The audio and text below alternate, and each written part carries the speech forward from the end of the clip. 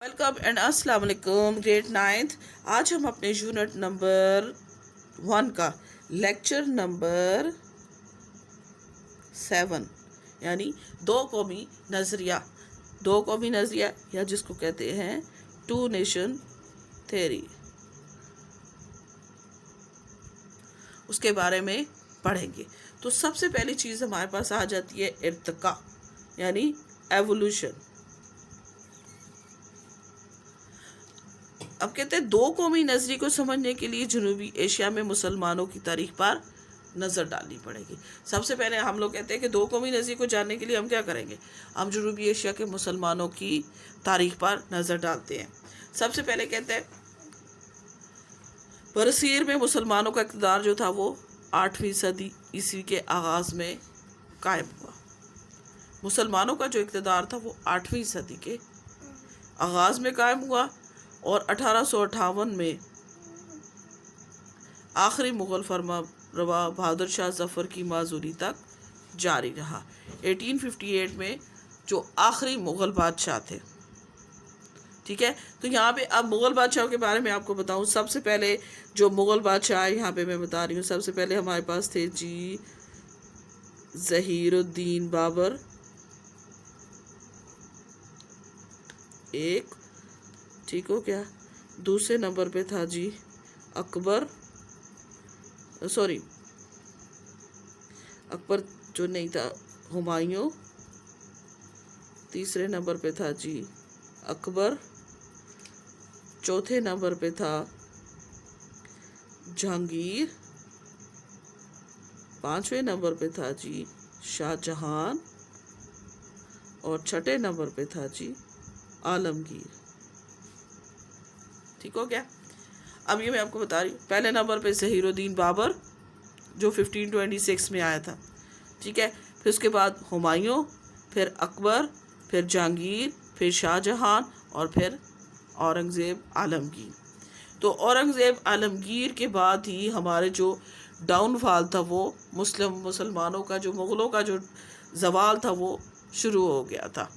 तो फिर जो हमारा जो 1857 में आखिरी मुग़ल जो फरमारवार था बहादुर शाह ज़फ़र, वो 1858 में माज़ूल उसे कर दिया।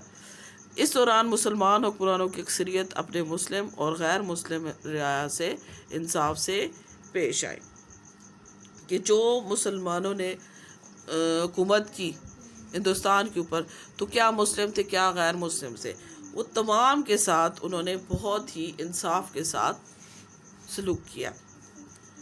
अब मुग़ल ख़ानदान के आखिरी हुक्मरानों में बेशतर नाअहल थे कि जो औरंगज़ेब आलमगीर की डेथ के बाद जितने भी फरमारवा आए तो उनमें ज़्यादातर ऐसे थे जो नाअहल थे।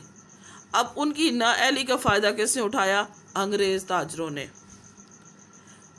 अच्छा जी, इनकी एक कंपनी थी जिसका नाम था ईस्ट इंडिया कंपनी।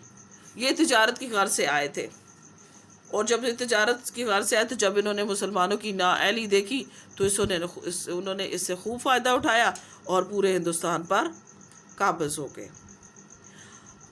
अब जितने ये काबिज़ हो गए उसके बाद ये था कि सर सैयद अहमद ख़ान वो पहले सियासी रहनुमा थे जिन्होंने तसव्वुर पेश किया गया हिंदू और मुसलमान दो अलग अलग कौमें यानी दो कौमी नज़रिए की बुनियाद जो थी सबसे पहले सर सैयद अहमद ख़ान ने की कि हिंदू और मुसलमान दो अलग अलग कौमें हैं जिनके दरमियान वाज़ेह इख्तलाफ की वजह से ज़्यादा अरसे तक साथ रहना मुमकिन नहीं है।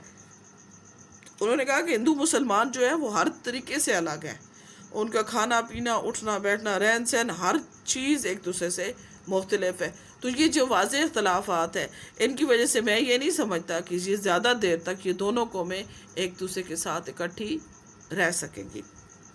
सर सैयद अहमद ख़ान के बारे में बताते चलो कि 1817 यानी 1817 में दिल्ली में पैदा हुए। अपनी अमली ज़िंदगी की इब्तदाई दौर में सर सैयद मुत्तहदा के पहले जो थे स्टार्ट में सर सैयद जो थे वो एक कौमियत के हामिल थे कि यहाँ पर सिर्फ जो है एक ही कौम के रहने वाले लोग मौजूद हैं। उनका ख्याल था कि हिंदू और मुसलमान दोनों एक कौम है जो बाम इताअत करके अपने हकूक़ की बेहतर हिफाजत कर सकते हैं। कि शुरू में वो एक कौमियत के हामिल थे लेकिन बाद में पेश आने वाले वाक़यात اور حالات کی روشنی میں سر سید کو نہ صرف اس سوچ پر نظر ثانی کرنی پڑی بلکہ متحدہ ہندوستانی قومیت کے تصور کو بھی ترک کرنا پڑا، کہ وہ جو پہلے کہتے تھے نا کہ وہاں پہ صرف ایک ہی قومیت لوگ ہیں، جو مسلمان دونوں ایک قوم ہے جو باہم اطاعت کر کے اپنے حقوق کی حفاظت کرتے ہیں، لیکن بعض ایسے حالات اور واقعات ہوئے جنہوں نے سر سید احمد خان کو یہ سوچنے پر مجبور کر دیا کہ یہاں پر صرف ایک نہیں بلکہ 2 قومیں آباد ہیں۔ ان کے خیالات میں تبدیلی اب کیا کہتے ہیں 1867 میں اس وقت آئی جب اردو ہندی کانٹروورسی یعنی اردو ہندی تنازع جو تھا وہ بنارس کے ہندوؤں نے اردو زبان کے خلاف تحریک شروع کی۔ وہ ہندو کو اپنی زبان بنانا چاہتے تھے اور اردو کو ختم کرنا چاہتے تھے۔ ہندو اردو کی مخالفت محض اس وجہ سے کر رہے تھے کہ یہ زبان مسلم دور حکومت میں پروان چڑھی اور اس کا عربی فارسی رسم الخط ان کے لیے قابل قبول نہیں تھا۔ وہ یہ نہیں چاہتے کہ کسی طرح سے مسلمانوں کی کوئی چیز ایسی ہو جو کہ ہمارے اوپر قابو ہو۔ وہ کہتے ہیں کہ ہم لوگ اب آپ کے ڈومینیٹ ہوں گے، پہلے آپ نے خوب یہاں پہ کیا ہے۔ تو یہ تو بچے آج کا تھا 2 قومی کا ارتقا۔ کمنٹس میں لازمی لکھیے گا۔